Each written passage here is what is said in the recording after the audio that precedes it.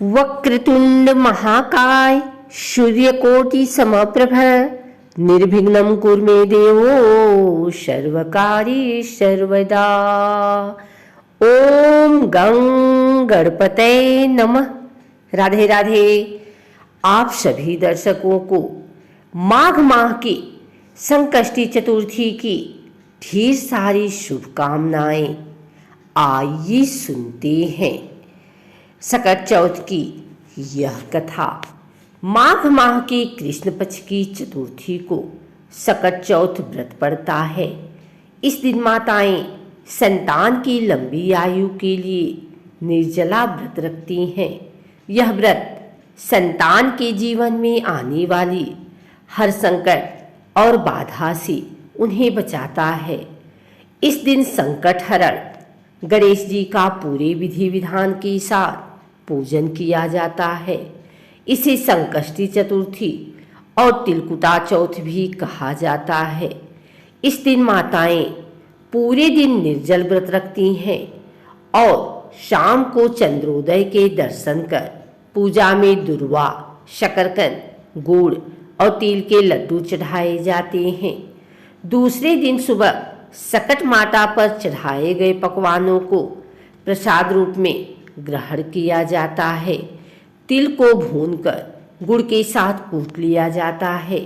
तिलकुट का पहाड़ बनाया जाता है।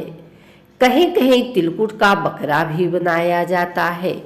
पूजन कर सभी में प्रसाद वितरित किया जाता है। पूजन के बाद माताएं सकट चौथ व्रत कथा सुनाती हैं या सुनती हैं। मान्यता है कि सकट चौथ व्रत के बिना व्रत कथा सुने या पढ़े व्रत का फल नहीं मिलता। ज्योतिष विद्वानों के अनुसार सकट चौथ का व्रत बिना व्रत कथा के अधूरा माना जाता है। इस व्रत को लेकर कई कहानियां प्रचलित हैं, जिसमें बुढ़िया माई की कहानी, भगवान श्री गणेश से जुड़ी कथा और माता पार्वती व भगवान शंकर आदि से जुड़ी कहानियां सुनी जाती हैं। आइए सुनते हैं सकट चौथ से जुड़ी एक कहानियां। एक बार माँ पार्वती स्नान करने गई। स्नान घर के बाहर उन्होंने अपने पुत्र गणेश जी को खड़ा कर दिया और उन्हें रखवाली का आदेश देते हुए कहा कि जब तक मैं स्नान कर खुद बाहर ना आऊं, किसी को भीतर आने की इजाजत मत देना। गणेश जी अपनी माँ की बात मानते हुए बाहर पहरा देने लगे। उसी समय भगवान शिव माता पार्वती से मिलने आए, लेकिन गणेश भगवान ने उन्हें दरवाजे पर ही कुछ देर रुकने के लिए कहा। भगवान शिव ने इस बात से बेहद आहत हो और अपमानित महसूस किया। गुस्से में उन्होंने गणेश भगवान पर त्रिशूल का वार किया, जिससे उनकी गर्दन दूर जा गिरी। स्नान घर के बाहर शोरगुल सुनकर जब माता पार्वती बाहर आई तो देखा कि गणेश जी की गर्दन कटी हुई है। ये देखकर वो रोने लगी और उन्होंने शिव जी से कहा कि गणेश जी के प्राण फिर से वापस कर दें। इस पर शिव जी ने एक हाथी का सिर लेकर गणेश जी को लगा दिया।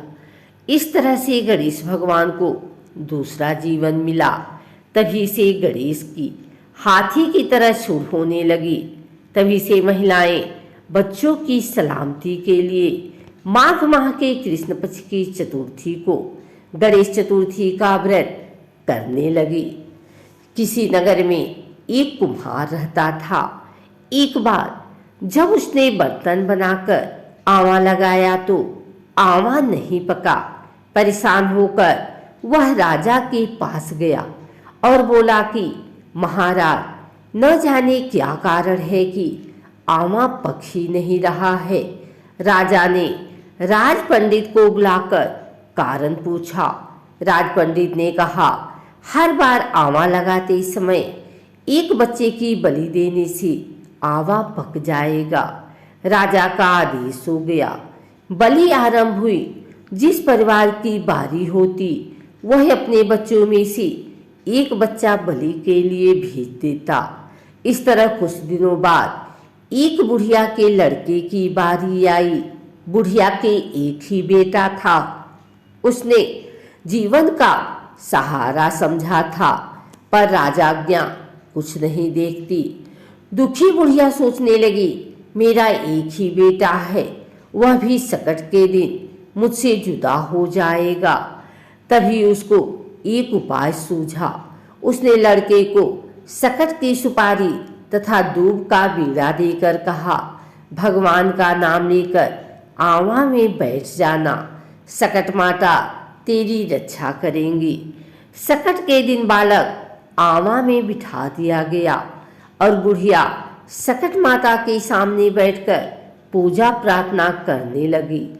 पहले तो आंवा पकने में कई दिन लग जाते थे, पर इस बार सकट माता की कृपा से एक ही रात में आंवा पक गया। सवेरे कुम्हार ने देखा तो हैरान रह गया। आंवा पक गया था और बुढ़िया का बेटा जीवित व सुरक्षित था। सकट माता की कृपा से नगर के अन्य बालक भी जी उठे। यह देख नगर वासियों ने माता सकट की महिमा स्वीकार कर ली। तब से आज तक सकट माता की पूजा और व्रत का विधान चला आ रहा है। एक बुढ़िया थी, वह बहुत ही गरीब थी और दृष्टिहीन थी। उसके एक बेटा और बहू थे। वह बुढ़िया सदैव गणेश जी की पूजा किया करती थी। एक दिन गणेश जी प्रकट होकर उस बुढ़िया से बोले, बुढ़िया माँ, तू जो चाहे सो मांग ले। बुढ़िया बोली, मुझसे तो मांगना नहीं आता, कैसे और क्या मांगू। तब गणेश जी बोले, अपने बहू बेटे से पूछकर मांग ले। तब बुढ़िया ने अपने बेटे से कहा, गणेश जी कहते हैं तू कुछ मांग ले, बता दे मैं क्या मांगू। पुत्र ने कहा, माँ तू धन मांग ले। बहू से पूछा तो बहू ने कहा, नाती मांग ले। तब बुढ़िया ने सोचा कि ये तो अपने अपने मतलब की बात कर रहे हैं। अतः उस बुढ़िया ने पड़ोसियों से पूछा तो उन्होंने कहा, बुढ़िया तो थोड़े दिन जिएगी, क्यों न तू धन मांगे और क्यों नाती मांगे, तू तो अपनी आंखें की रोशनी मांग ले, जिससे तेरी जिंदगी आराम से कट जाए।